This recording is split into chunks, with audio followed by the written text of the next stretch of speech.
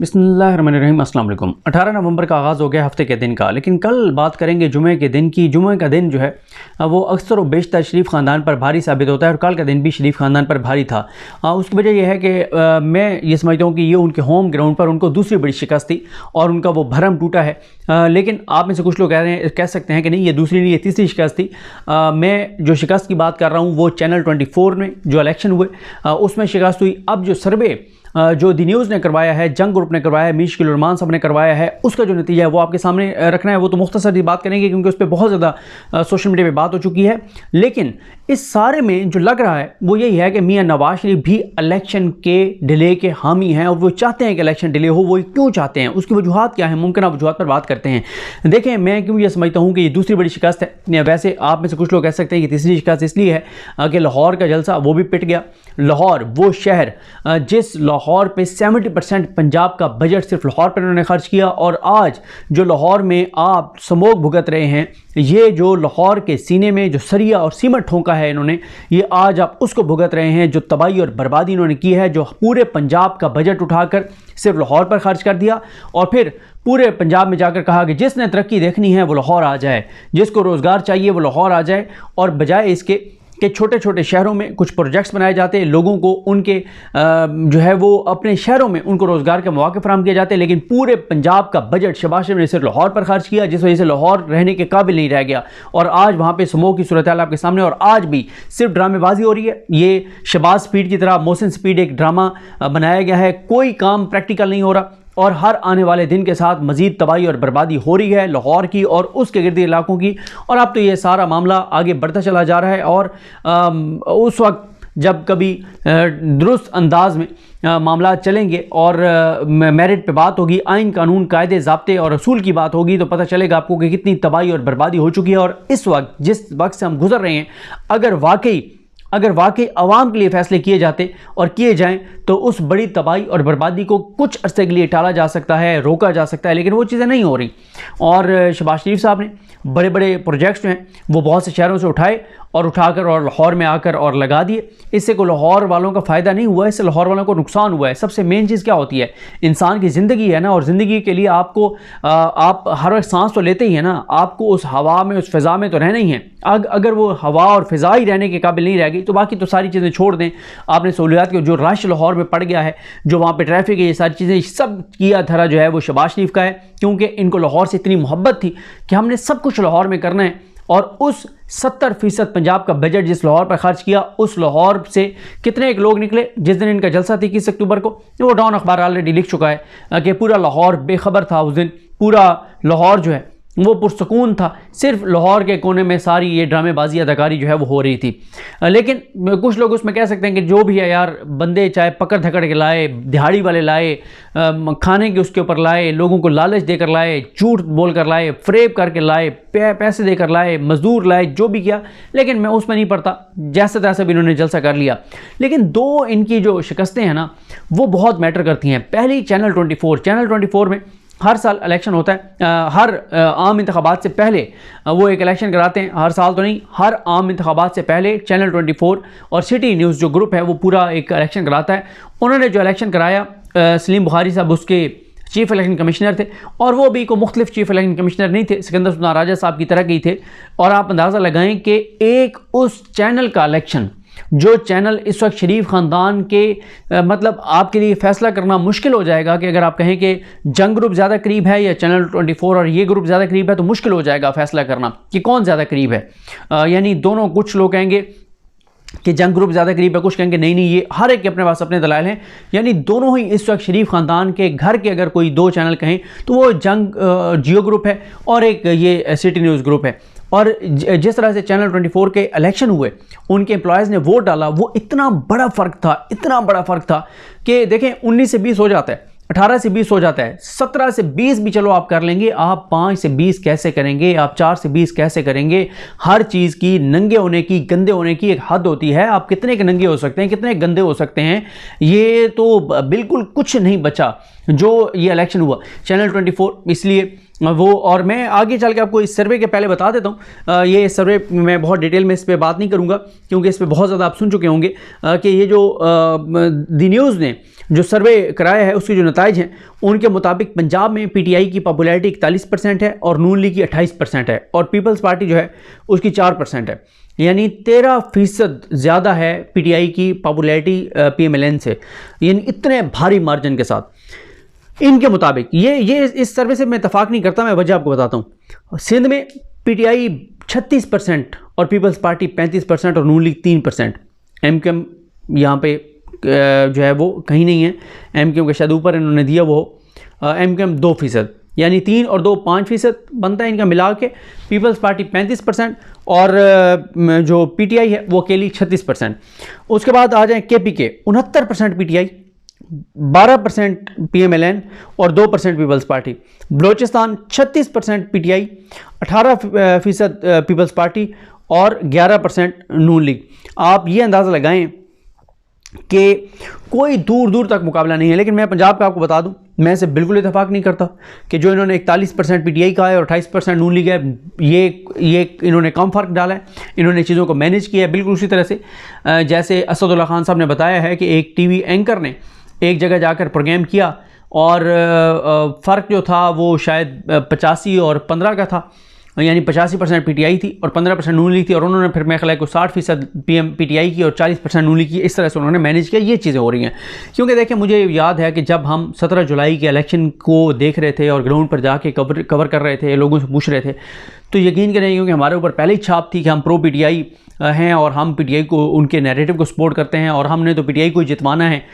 तो मैंने कुछ जगहों पे जाके ये कहा कि जहाँ पे मुझे क्लियर नज़र आ रहा था कि पीटीआई यहाँ से जीतेगी, मैंने कहा एक वो हमारे ऊपर पहले ही एक वो लगा हुआ है, तो मैंने कहा यार यहाँ पे टफ मुकाबला है, यहाँ पे पीएमएलएन जीत भी सकती है, और वहाँ भारी मार्जिन से पीटीआई जीती और नून लीग को बहुत बड़ा डेंट वहाँ पर पड़ा। तो ये यहाँ यानी हालात हैं। लेकिन यहाँ पर मैं क्यों कह रहा हूँ कि 41% और 28% वाली गलत है, क्यों? मैं आपको 2 मिसालें देता हूँ। चैनल 24 के एक शहर से टोटल 51 वोट कास्ट हुए और 51 में से पीटीआई को कितने पड़े होंगे? गैस कोई कर सकता है ना? कोई कहेगा यार अगर ये चैनल 24 है जो मोहसिन नकवी का चैनल है, जो सारा कुछ है, तो 51 में से पीटीआई को यार अगर 30 भी पड़ गए तो बड़ी बात होगी। नहीं, 51 में से 47 पीटीआई को पड़े हैं, 51 में से 47।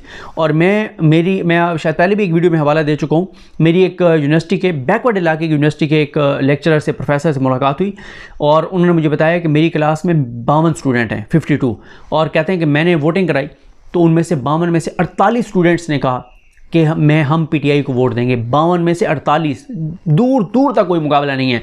देखें यही वजह है। अब आपने ये इसका सर्वे रिजल्ट देख लिया, आपने वो वाला रिजल्ट देख लिया, सोशल मीडिया पे होने वाले तमाम सर्वेज आपने देख लिए, अवामी सतह पे जो लोग माइक लेकर गए हुए हैं। देखें मुझे एक बात बताएं, अगर पीएमएलएन ग्राउंड के ऊपर कोई हालात और सूरत हाल होती तो इनके जितने दरबारी हैं, तबलची हैं, खुशामदी हैं, इनके नौकर हैं, इनके चपड़ासी, एंकर, सहाफ़ी, तजिया जितने हैं, वो माइक लेके इस वक्त अवाम में होते और दिखा रहे होते कि नहीं कोई पीटीआई की पॉपुलैरिटी नहीं, ये देखें अवाम ये कह रही है, ये देखें अवाम ये कह रही है। कोई सूरत हाल नहीं है बुरी। जाए वो हमारे दोस्त ने बड़ी अच्छी एक ट्वीट की, उसने कहा कि नून लीग इस वक्त ईदी साहब का झूला है। कि ईदी साहब का झूला क्या है कि कई बच्चों को जो फेंक जाते हैं लोग कचरे के ढेर पर और ऑन नहीं करते उस औलाद को, तो उसको फिर जाके और ईदी साहब के झूले में वो कर लिया जाता है कि चले वहाँ पे उनको, कि उस बच्चे का तो कोई कसूर नहीं है ना, अगर गुनाह और गलती किसी और ने किया तो उस बच्चे का क्या कसूर है जो इस दुनिया में आ गया। तो नून लीग ईदी साहब का झूला बनी हुई है कि जिनको डिसऑन कर रही हैं उनकी पुरानी पॉलिटिकल पार्टीज़, जिनको उनके जो पहले वालिदैन हैं वो सियासी गलती करार दे रहे हैं, यानी कि ये बस ठीक है जो भी इनका है, अब आ गए हैं बस ठीक है, लेकिन अब हम इनको डिसऑन कर रहे हैं। उनको मियाँ साहब जो है वो जगह जगह जाके और गोद लिए फिर रहे हैं, और गोद लिए नहीं फिर रहे, गोद ले रहे हैं हर जगह जाकर। तो ये ईदी साहब का झूला बनी हुई है नून लीग इस वक्त, और मियाँ साहब हर जगह जाके लोटे, चमचे, कड़छे और सियासी कचरा इकट्ठा करते फिर रहे हैं। उसके बावजूद इनको नज़र आ रहा है कि कोई मैच नहीं है पीटीआई के साथ, इनका जो मर्ज़ी ये कर लें, पीटीआई के साथ कोई मुकाबला नहीं है। 4 और 20 है, बहुत ज़्यादा फ़र्क है। और यही वजह है कि अब नून लीग ने घबराना शुरू कर दिया है कि अगर चैनल 24 से हम नहीं जीते, अगर जंग द न्यूज़ ग्रुप भी सर्वे रिपोर्ट हमारे ख़िलाफ़ छाप रहा है और इतनी टेम्परिंग करके उसके बावजूद मतलब 13% का फ़र्क पंजाब में पड़ रहा है, तो हम तो कहीं नहीं हैं। तो मियाँ साहब इस वक्त उनको सूट यही करता है कि ये निगरान सेटअप चले, क्योंकि निगरान सेटअप में ये नून लीग का तसलसल है। अगर निचकारी होनी है PIA की तो वहाँ भी नून लीग के लोग बैठे हुए हैं अंदर, जिन्होंने ये सारा प्रोसेस करना है वो भी, जिनसे मुशावरत हो रही है वो भी, और पीपल्स पार्टी तो कह रही है कि एक प्रॉपर्टी टाइकून की बेटी को सारी ब्रीफिंग भी दी गई है और वो सारी चीज़ें। और इसी तरह से पंजाब में प्रैक्टिकली मरीम नवाज़ साहबा बहुत सी चीज़ें देख रही हैं। प्रोटोकॉल उनका वज़ीर-ए-आज़म का मियां नवाज़ को मिला हुआ है। निगरान जो इस वक्त लोग हैं उनमें से आधे नून लीग से पहले तल्लुक़ रखते हैं, आधे कहते हैं कि हम जैसे ही यहाँ से निगरानी से ख़त्म होंगे, फारिग होंगे, तो हमने राजा रियाज़ की तरह नून लीग में शामिल होना है। छोटे छोटे राजा रियाज़ तमाम निगरान हुकूमतों में बैठे हुए हैं, छोटे छोटे राजा रियाज़ बैठे हैं जिन्होंने शामिल अल्टीमेटली जो है वो नून लीग में होना है। उन्होंने जो है वो नवाज शरीफ की गोद में जाके बैठना है। तो बलूचिस्तान में आपने हालात देख लिए हैं, लेकिन इस सारे के बावजूद बलूचिस्तान में जिस तरह से, और बलूचिस्तान के हवाले से मैं आपको बता दूं कि हामिद मीर साहब, असदुल्ला खान साहब ने वीडियो किया है जो लास्ट अपना, उसमें बताया कि हामिद मीर साहब ने किसी प्रोग्राम में कहा है कि उनको बलूचिस्तान में नून लीग में शामिल होने वाली एक शख्सियत ने मैसेज दिखाए कि पहले हमें मैसेज किया गया था कि पीपल्स पार्टी में शामिल होना है, अब हमें मैसेज किया गया कि आपने नून लीग में जाना है।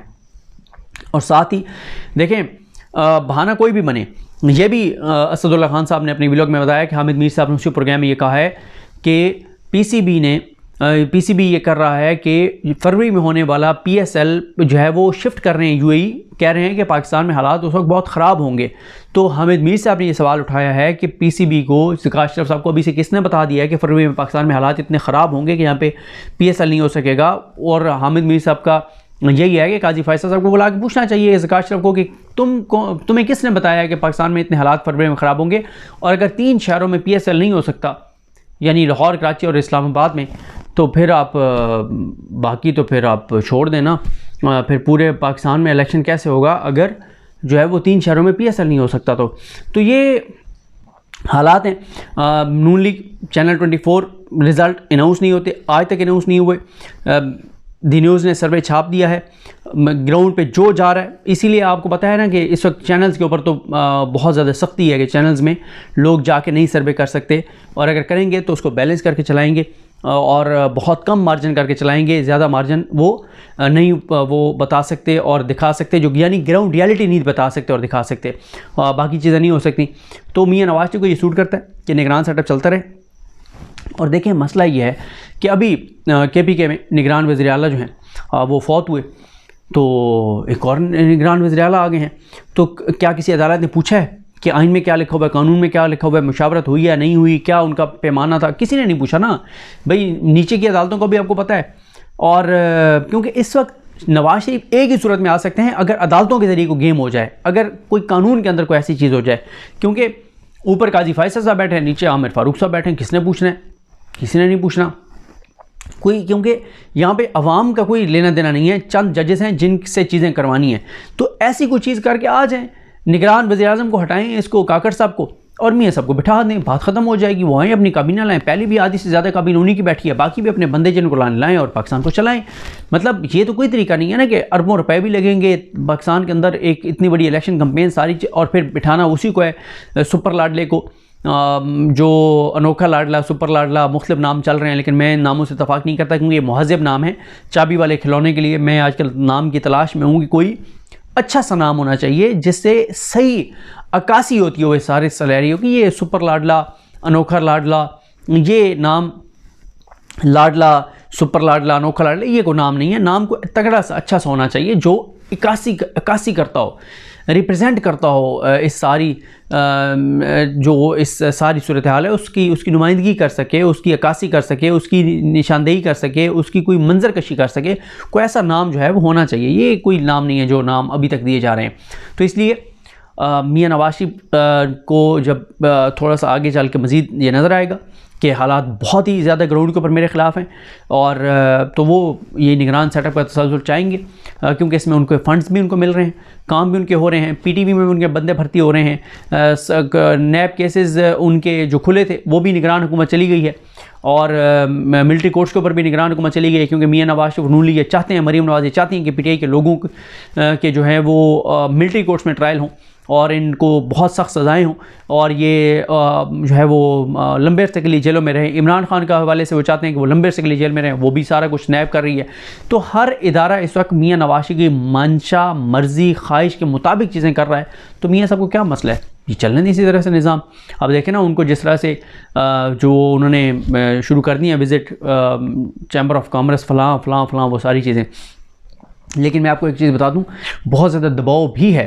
सोशल मीडिया पे आपने कैंपेन देखी होगी कि लोगों ने ये कहना शुरू कर दिया कि जो बिज़नेसमैन मियां नवाज शरीफ को प्रोटोकॉल देता हुआ नज़र आए, उसके प्रोडक्ट के बारे में सोशल मीडिया पे लिखें ताकि उस प्रोडक्ट का बाइकआउट किया जाए। तो ये प्रेशर भी है एक जो बिज़नेसमैन है उनके ऊपर कि जो भी अब नून लीग का साथ देगा तो उसको बहुत से हवालों से इसकी कीमत चुकानी पड़ेगी, सियासी हवाले से भी, मुआशी हवाले से भी, अपने बिज़नेस में भी, सारी चीज़ें भी, और इज़्ज़त भी नहीं है। ज़ाहिर है इस वक्त जो इन्होंने महंगाई की, जो तबाही और बर्बादी मुल्क की, तो जो इनके साथ खड़ा होगा तो वो कोयलों की दलाली में आपको पता मुँह ही काला होता है। तो ये सारी सूरत हाल है, और देखते हैं चीज़ें किस तरह आगे बढ़ती हैं। लेकिन मियां नवाज शरीफ बहरहाल इलेक्शन नहीं चाहते, और ये किसी न किसी मौके पे जाके अनाउंस भी ये कर देंगे, या जो भी बहाना बनेगा इलेक्शन को डिले करने का, ऊपर काजी फाइज ईसा उसको मैनेज करेंगे अदालत में बैठ के। अभी तक तो यही नज़र आ रहा है, और ये तासुर है कि काजी फाइज साहब उन चीज़ों को मैनेज करेंगे, इलेक्शन में डिले की चीज़ों को, और जो नीचे मियां नवाज शरीफ उसको सपोर्ट करेंगे।